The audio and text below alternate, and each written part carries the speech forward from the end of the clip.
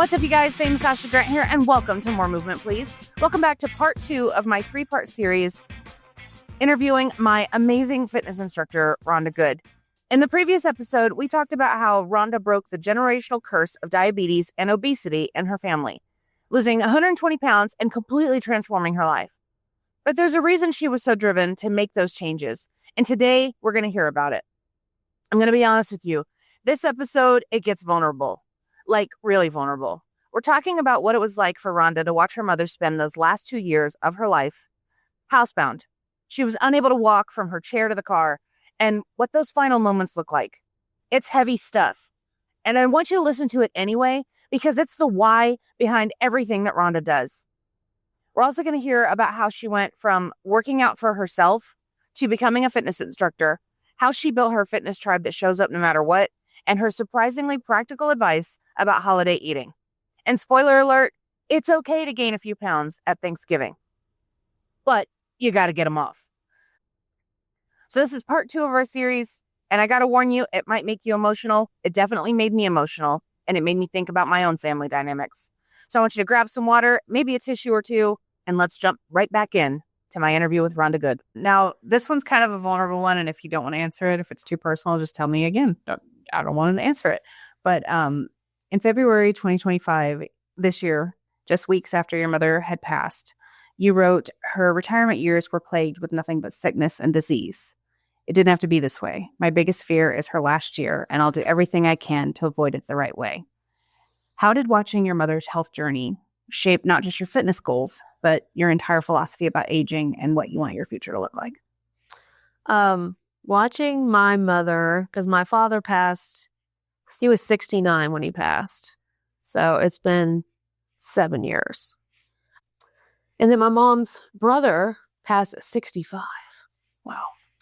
And so she lived longer than her family, including almost all of her cousins, which was astonishing to me because although they were all in equally bad health, I would have considered her the weakest of all of them. And she lived the longest. So I didn't really realize how stubborn she was until probably the last year. And I guess that's what kept her here. I mean, she was really, really stubborn. And I know people, when they age, there's a lot of personality changes and things like that.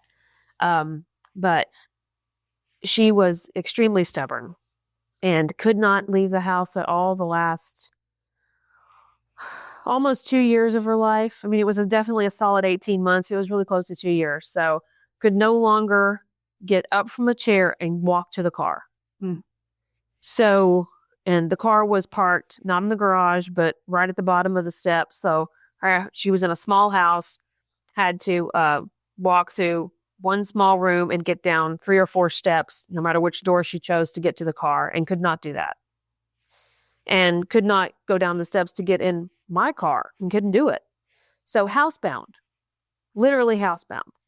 And then also got to the point where she could barely make it to the bathroom.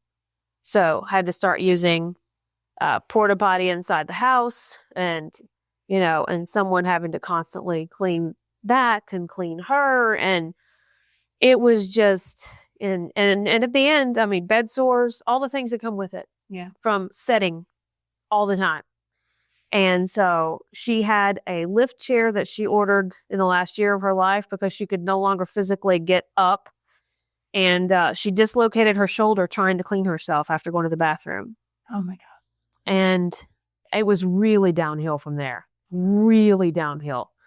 But man, was it a long hill slide. It was long. I mean, and I kept thinking, how much physically worse can someone get? So when my mother would sit in her recliner, her stomach was so big that it would literally almost touch the floor. And because she'd been big for years and then had no stomach muscles at all, I mean, that's what happens.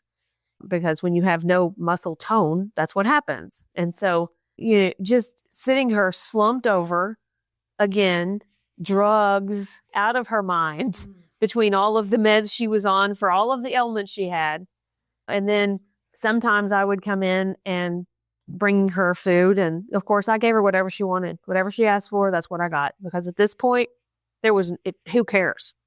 I mean, and so whatever she wanted. And there was more than once that her sugar was so low, I couldn't even get her awake enough to eat. Oh, wow.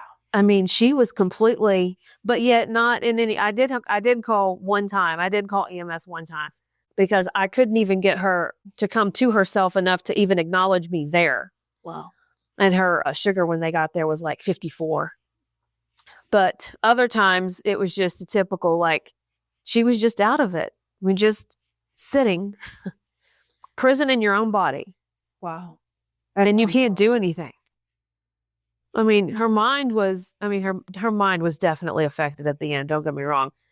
But, prior to the last little bit, I'd say the last 6 months, she really declined mentally too. But prior to that, I mean, it's just, mentally you're okay to be in that age range. I mean, you're okay. But yeah, just a prisoner in your body and a prisoner in your home where you can't do anything. You can't leave. You can't do anything. I mean, we all have days where we don't want to leave our house or we don't want to do whatever, but to not have the choice, oh, no, I'm out. And so it kind of made you double down on fitness. Yeah. Yeah. Yeah. Whew, I can't even imagine. Yeah. I can't even, because I'm watching things with my own mom right now, and it's hard.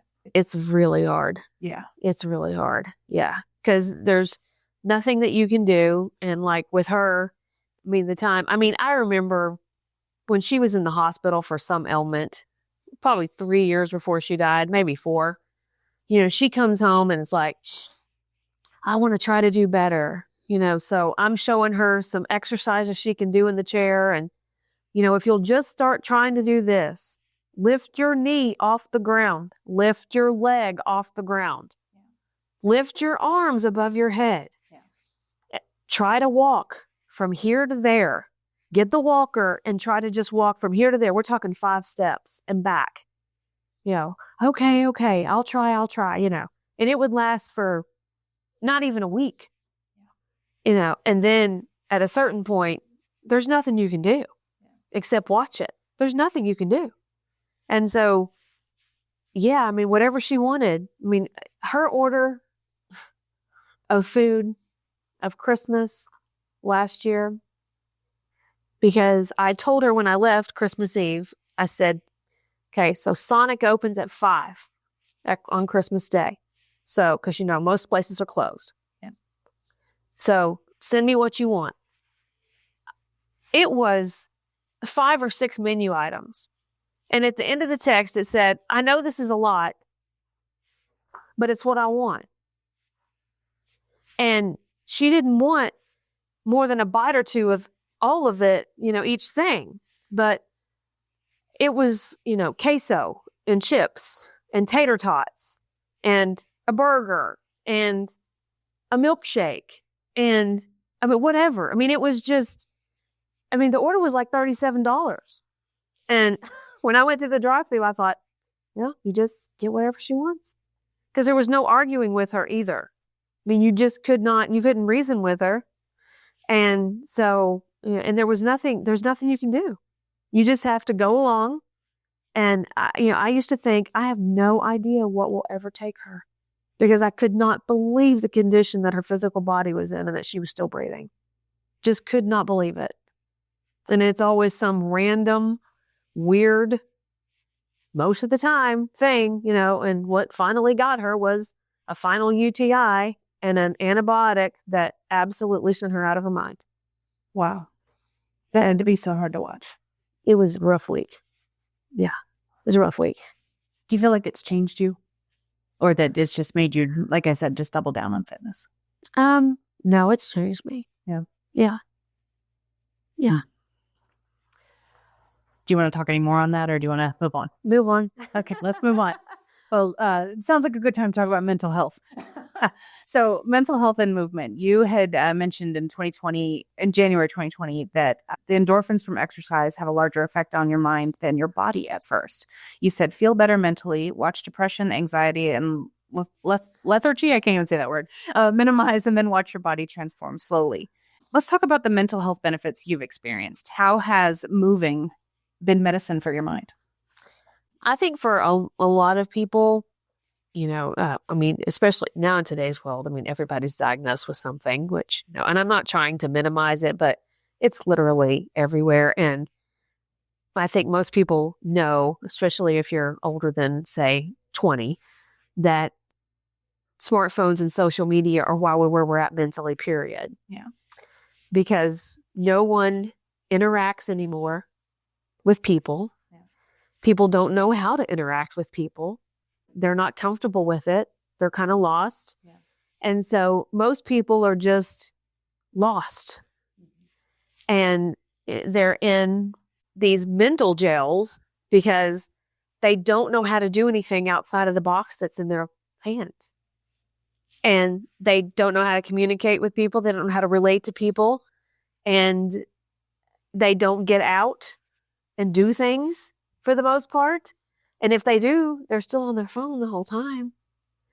And so at the gym, you don't, for the most part, see people on their phones. They're there to work out.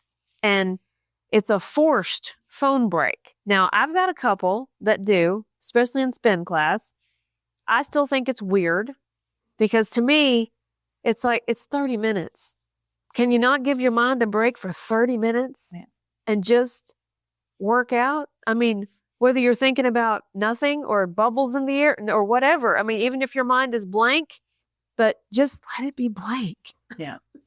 So we're afraid of that. But I think that just working out in an environment with people that you can choose to interact with as much as you want or not, and then moving has such a huge effect. And it's the whole groupthink mentality that is both a positive and a negative, can be a very negative thing. But at the gym, groupthink is the best thing you can have because it'll be those people that encourage you or ask you where you've been or all the things. And, and there's some that are annoying about it. The attendance monitors. Yeah. I mean, there are, but those are the people that, will make you accountable. Yes. And so there's just something about being somewhere, working out everything that is happening in your life. And a lot of people, I tell people that's why med ball slams are so fun, but it's like, for most people, it's working out whatever you're feeling, whether that's anger, sadness, whatever it is. You typically can let go of it for that amount of time during a class, usually. And I've had days, especially during sicknesses and stuff with my mother. I've had days where I break down in class. It happens, but, I just keep going. But I've had people break down in class. It happens. But most of the time, people can just focus on the current present where they're at.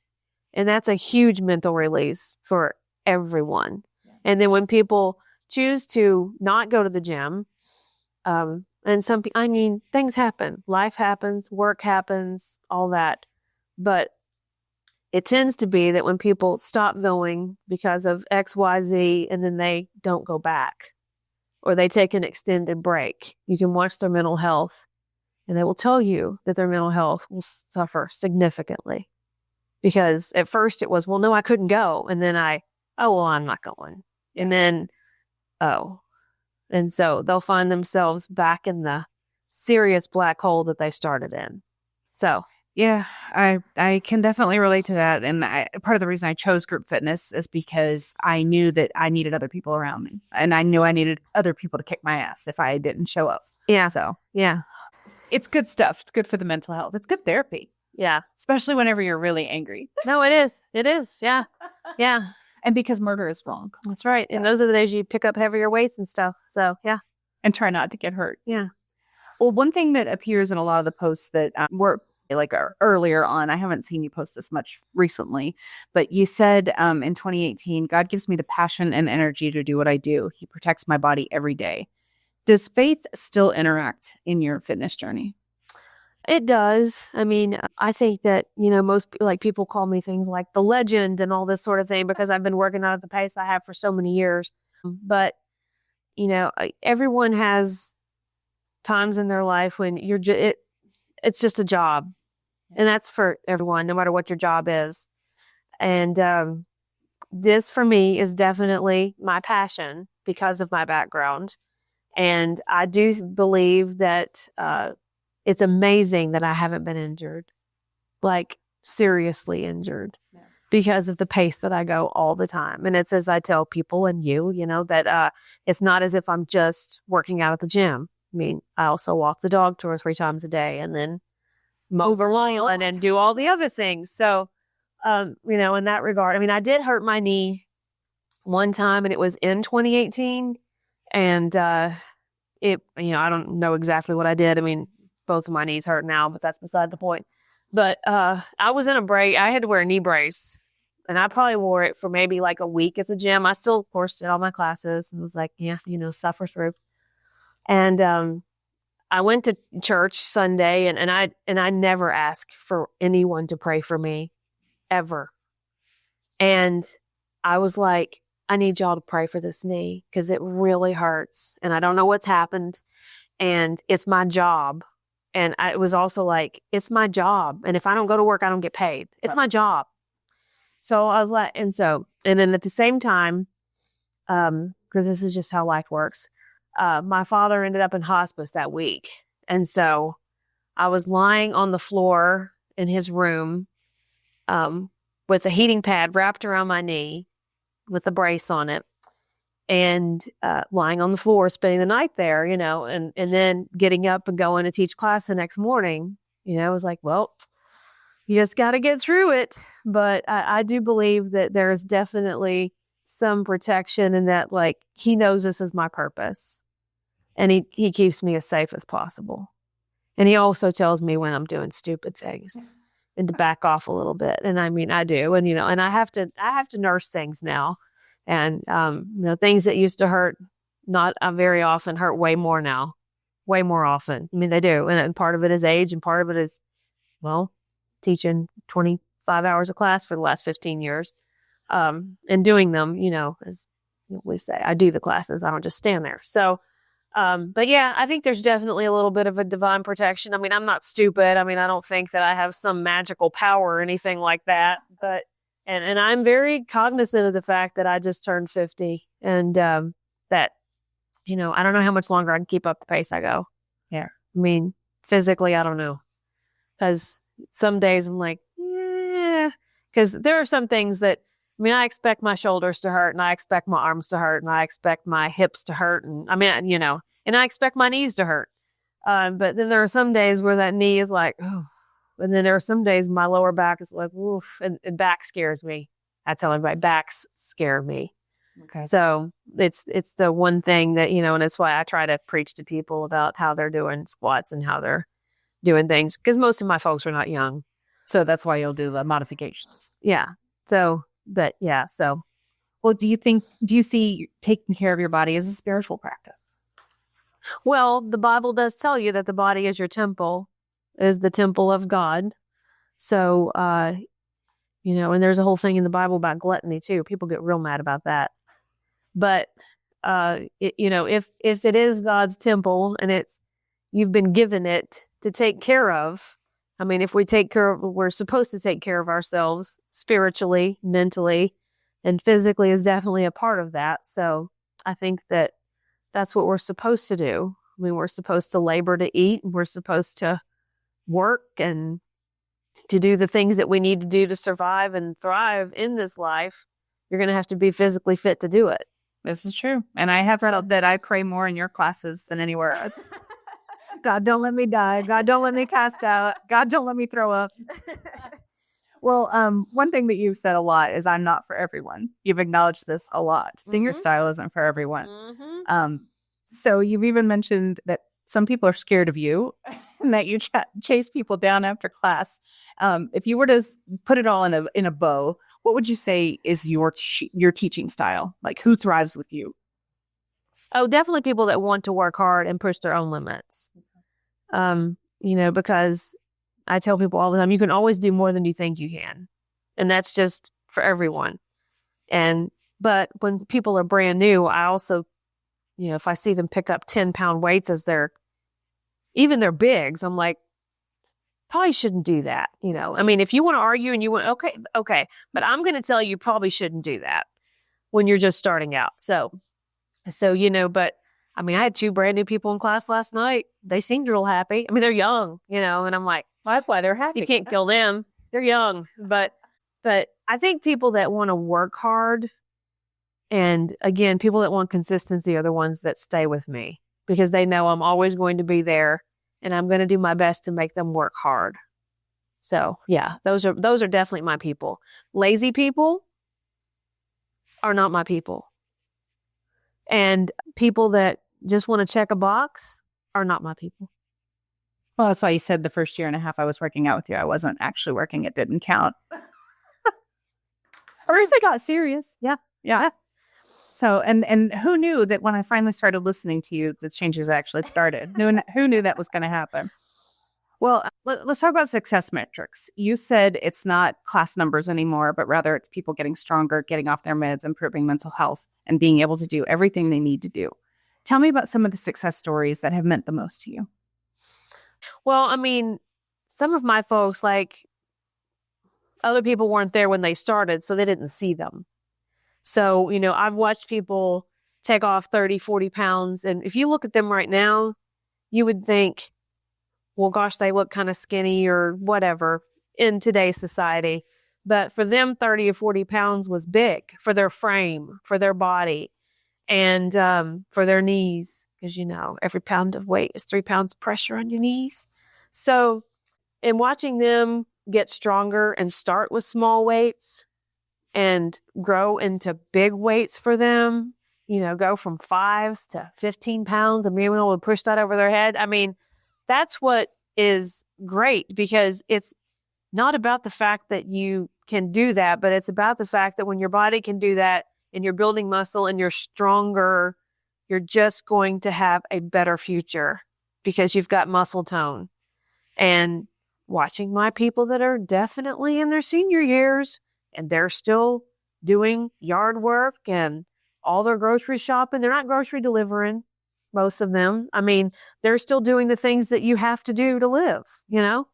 And when you're 80 years old or 70 years old and you can still do everything that needs to be done around your house, whether that's cleaning or the yard work or going to get your own groceries, I mean, getting up out of the chair, no problem. Those are the things that are important. Yeah. And so, and then I've got several people that have, you know, gotten off blood pressure meds and off diabetic meds. And I mean, you can't ask for any better than that. That's, you know, I mean, yeah, being able to tell Farmer to suck it, I mean, that's the best thing ever. So, Yes. Yeah. Well, you've said also that your tribe or fitness army shows up consistently. You've mentioned that you've got people that are doing 2 to 3 hours with you in a row, even after a 12-hour shift, and that they choose you over the new pretty gym. What creates that level of loyalty and community, and what role does accountability play in sustainable fitness? Well, again, definitely because they know I'm going to be there. And for some of the folks that are working split shifts and switching shifts and all that sort of thing, they just know that I'm going to be there and they're going to feel better if they show up. And so they do show up no matter how tired they are, because again, they'll still usually feel better. And even if they're going home to sleep for the next shift, they'll come work out because they know that I'm going to be there. And, you know, I'll take requests. Sometimes I'll say, what do you want to work on? Or what do you want to do? And, you know, and somebody will say something. A lot of times nobody says anything. But I try to build things and workouts really to hit everything. So I try to always incorporate things that are going to hit the entire body. So if you're there, you're going to get everything you can possibly get in that time frame without having to be there for 6 hours or whatever the case may be, or use 20 different machines. Because a lot of people are just intimidated by equipment and machines and things like that. So I try to keep things simple. And also when my folks can't come, I mean, I have a few that can't come and they'll ask me to send them workouts. Mm-hmm. And so, you know, I'll send them workouts, but for them to do at home or a different kind of workout with like based on the fact that they have bad knees or whatever the case is. So I think it's just that, and then the community there is no different than community anywhere. Yeah. I mean, so when they spend time together, of course they become interested in each other's lives, and it starts an accountability thing, because it's like, well, if you're always here and then you're not here for 3 days, where are you? Something's wrong. Where are you? Yeah. You know, that sort of thing. And it's just a check-in. I mean, and we've had a lot of people through the years go through some really bad stuff. I mean, it's life. I mean, and so we try to be supportive and do what we can when bad things happen to people, because bad things do happen to people. And so, we try to build people up and do what we can to try to help support them and as best we can. And that's what people want. I mean, Yes. people just want, it's not about belonging, but people just want a sense of commonality. Yeah. We're all here for the same reason. We're all here for the same purpose, because we're all going to get old. Yeah. And if we're going to get old, and as my mantra for everyone is, no matter what age you walk in the room, there's somebody in that room that's 15 years older than you or older than that. And you look at them and the shape they're in, and you think about where you're at 25, and you see that person at 40, or you're 40 and you see that person at 70. How do you want to live? Yeah. Yeah. I mean, Marilyn knows I've shouted her out many times. I'm chasing the 20-pound weight she is. Well, I mean, and she's almost 72. Yeah. And old girl could kick your ass. I mean, and genetics play a role. Don't get me wrong. Yeah. But I mean, they do. But a lot of it is you choosing your own future. A lot of it. Well, speaking of the future, we're coming into the holiday weight gain season. So what do you tell people during the holidays when they're surrounded by all this yummy food, breaking routines, and the I'll start in January excuse? Well, a lot of people, a lot of my folks, once you stop being addicted to food, once you stop looking at food as a crutch for everything you're feeling, whether it's happy or sad or whatever, because, people will tell you that they eat if they're happy, they eat if they're sad, and whatever. They eat mindlessly. But once you kind of break that, the holidays aren't as big of a deal. Yeah. Because you no longer go into, if you're going to parties or all the work functions, and yes, people are dragging all this food in and whatever, but you just look at it differently, because you no longer look at it like the cow at the trough. You look at it like, I can have a bite of this, and what is your favorite thing? I mean, just because people bring in things, don't eat it if you don't like it. Yeah. And then if you take a bite of it and it's not fantastic, then you go slip behind the wall and throw it in the trash if you need to. But don't eat things that aren't delicious to you. I mean, if I take a bite of something chocolate, it happened recently. I won't, but it did. And I was like, oh, this was not nearly as good as it looked. Oh, no. And I thought, oh, no, I'm not eating this. Yeah. Like, I'm not going to eat this. So, most of the time at all of these parties and functions and things, there's very little things that you just love. I mean, because everybody kind of has their thing. So focus on what you really like. Have some of that, but don't take a bite of everything just because it's there. Yeah. I mean, you don't have to eat it just because it's in front of you. And you don't have to eat it because Aunt Sue made it. Like, if you don't like Aunt Sue's dressing, then don't eat it. Yeah. Just, and if you need to come up with an excuse and say, well, I got to watch my weight, whatever. But just don't feel, a lot of people just do that stuff because they feel obligated to. Yeah. It's like, you don't have to, partake in things that you don't like. Well, the funny thing with me is whenever I started all this, it was my birthday and everybody was like, are you even allowed to eat cake? Will your instructor get mad at you? I'm like, what the? It's like, so, you still have to be reasonable. But if you have big families, I mean, gosh, when I first got married and all my grandparents were alive and things, I mean, you had to go to everybody's house because everybody cooked and, they were all going to be offended. You had to. Yeah. So for Thanksgiving and Christmas over, Thanksgiving, you really just, no, that's not true. Sometimes you did split it in between Thursday and Friday, but Christmas, you always split it between Christmas Eve and Christmas. But I mean, you're talking 6 meals between parents and grandparents. And so, you had to go to everyone's house. So when you run into those situations where people are newly married and big families or lots of whatever, it's harder sometimes, although I think now people are very different and they still kind of take to one big gathering. And it can be harder, but it's okay to gain 3-4 pounds. It's okay. Because, if you're consistent and you were at the gym the Wednesday before Thanksgiving, you're going to be there the Friday after, and it'll come back off. Good. Well, I think it's okay.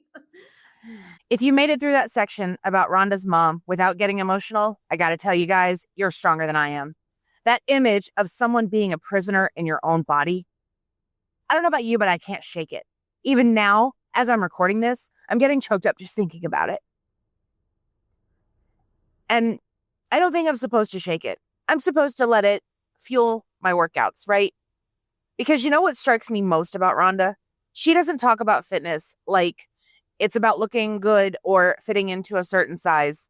She talks about it like it's about freedom. Fitness is about the freedom to leave your house, freedom to have choices, freedom to live the last decades of your life on earth on your terms. In the next episode, which is our final one in this series, we're going to get super practical. Rhonda's going to share her non-negotiable do's and don'ts for the gym, her advice for people hitting plateaus, and why she thinks fitness should feel like church, not punishment. Plus, we'll tackle that I'll start in January excuse that we've all used. But for now, I want you to sit with what you heard today. Think about your own future. What do you want it to look like? Onwards and upwards, my friends. Have you worked out today?